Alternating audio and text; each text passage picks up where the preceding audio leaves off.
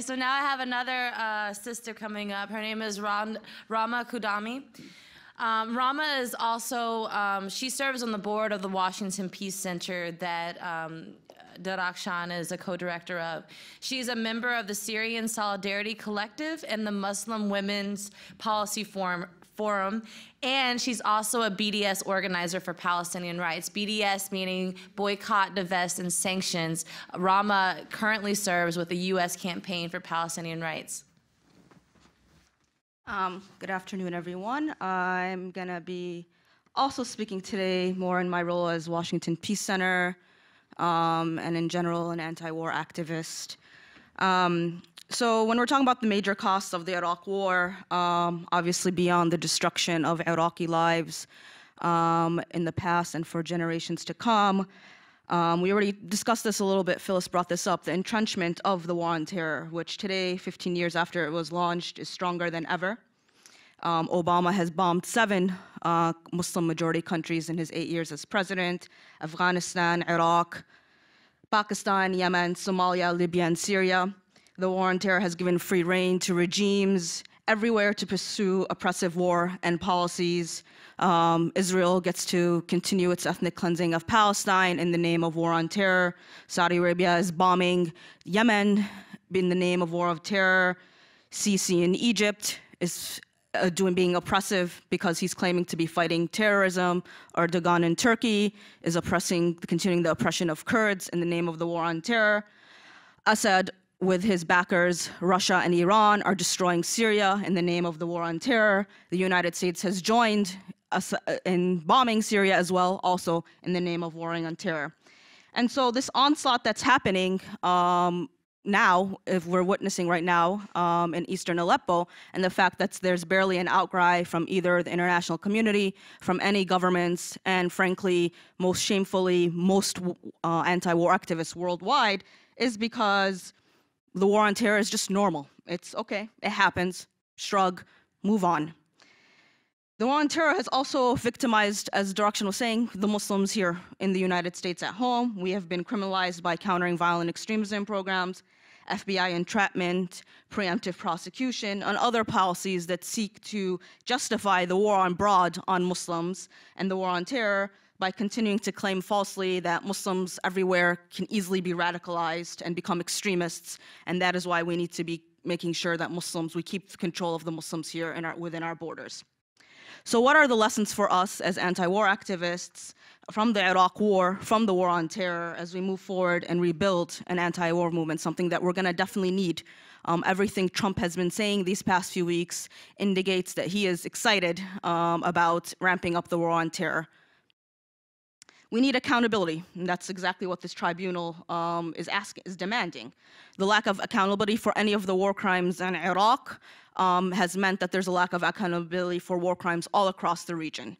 And so, for example, we have the past couple of years, hospitals have been constantly bombed in Syria, in Yemen, in Afghanistan, and the fact that this has become a norm, that the bombing of hospitals has become norm, the fact that we have the use of chemical weapon attacks by the regime in Syria has also become normal. This is something that really we should be afraid of, because this means that even basic pretending to be concerned with international law and human rights is just out the door. We don't even do that anymore.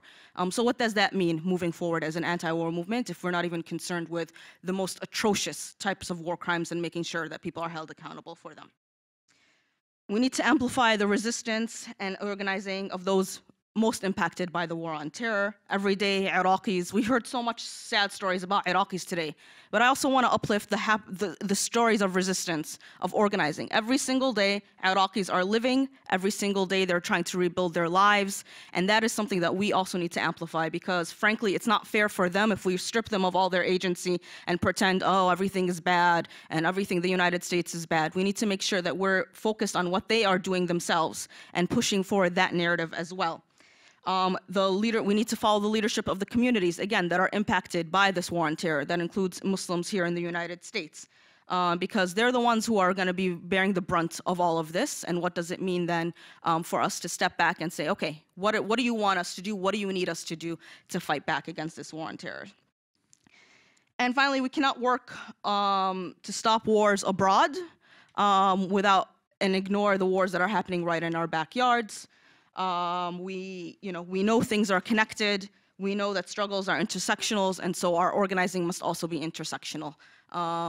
What's happening right now at Standing Rock, the continuing movement for Black liberation, all of these things are interconnected. We're gonna have, massive deportations. Obama has already deported a lot of people, but there's gonna be even more massive deportations. So how do we make sure that we as an anti-war movement are doing what we can to make the connections? And my last thought before I end is that while we're demanding accountability for the war criminals who took us into Iraq, who destroyed Iraq, how are we gonna hold ourselves as an anti-war movement accountable? It's very important. If we're gonna demand accountability, we also need to make sure that we ourselves are being held accountable.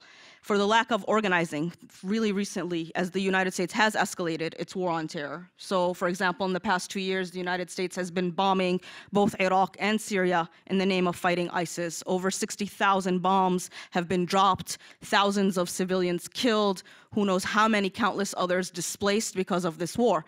And frankly, barely an outcry has come from the US anti-war movement against this. Instead, we've had anti-war movement folks who have actually embraced the war on terror. We have anti-war movements who are celebrating the fact that Russian imperialism is on the rise. We have an anti-war movement activists who have been more committed to ending a fake no-fly zone in Syria than the actual US bombs that are falling on Syria and have been falling on Syria for the past 2 years.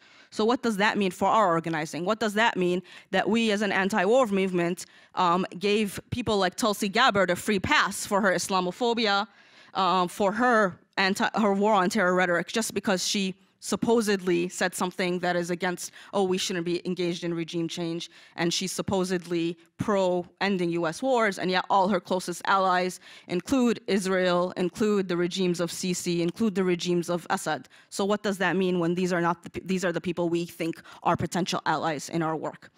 So a reinvigorated anti-war movement in the US must actually be against all wars, no matter the identity of the victim or the perpetrator, and collective liberation is the only way forward. Thank you.